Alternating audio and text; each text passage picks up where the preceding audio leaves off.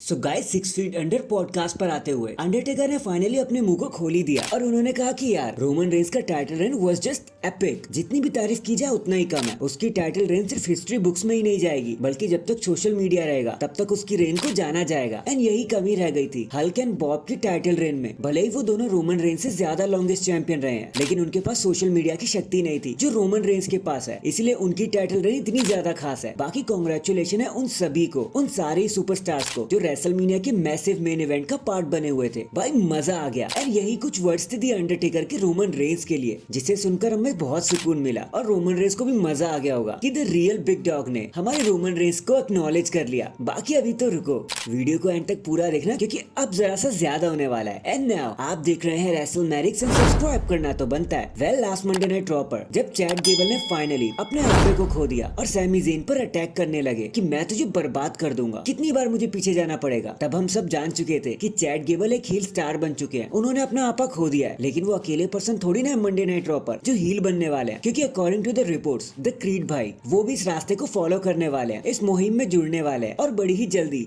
वो Chad Gable को इसमें ज्वाइन भी कर लेंगे। एंड ये ट्रिपल स्टार्स का फैक्शन एक डोमिनेट ट्रियो के नाम से जाना भी जाएगा बाद में। बाकी हाल फिलहाल में तो देखो चीजें नहीं होने वाली, लेकिन हाँ डब्ल्यूडब्ल्यूई धीरे धीरे इन चीजों को प्रोग्रेस करती रहेगी और ये तीनों ही स्टार्स क्रीड भाई एंड चैट गेबल एक दूसरे के साथ मिल जाएंगे और फिर तबाही मचा देंगे मंडे नाइट रॉ पर, ऐसा रिपोर्ट ने कहा है। वेल आजकल करते करते फाइनली गिलिया ने अपना डिसीजन बना लिया है और वो समझ चुकी हैं कि अब उन्हें शायद यूएसए में मूव करना पड़ेगा क्योंकि अब उन्होंने डब्ल्यूडब्ल्यूई के साथ एक साइलेंट डील कर लिया है। लेकिन माना तो ये जा रहा है कि जुलाई 07 2024 हीट वेव पेपर व्यू में वो दिखाई दे जाएंगी। उनका नेक्स्ट डेब्यूट हो जाएगा पर उनके लिए चीजें सीधे सीधे नहीं रहने वाली क्योंकि वो दो प्रमोशन के साथ एक साथ में काम करने वाली है, क्योंकि वो मैरी गोल्ड प्रमोशन का भी तो पार्ट है यार। तो हो सकता है कि वो एक ही टाइम पर एनएक्सटी एंड मारी गोल्ड में भी साथ में दिखाई दे। एंड इसी के साथ साथ वो ये काम अकेले नहीं करेंगी, इयो स्काई एंड कारी सेन भी उनके मुहिम में साथ देने वाली है। बाकी लेट्स सी अब डब्ल्यूडब्ल्यूई इस न्यूज को ऑफिशियल कब करती है, देखते हैं हमें गिलिया कब देखने को मिलेंगी डब्ल्यूडब्ल्यूई में। जरा सा वेट तो हमें करना ही पड़ेगा। इन दी एंड डब्ल्यूडब्ल्यूई एंड टीके होल्डिंग्स के बारे न्यारे हो गए मेरे भाई। अब जो मैं बताने वाला हूँ वो ध्यान से सुनो क्योंकि फॉर्ब्स मैगजीन ने फाइनली एक रिपोर्ट को ब्रेक कर दिया है जहाँ उन्होंने 4 बेस्ट रेसलिंग प्रमोशन को लिस्ट किया है जिनमें से 2 बिलियन के प्रॉफिट पर थे एईडब्ल्यू जस्ट जरा से पीछे, और फिर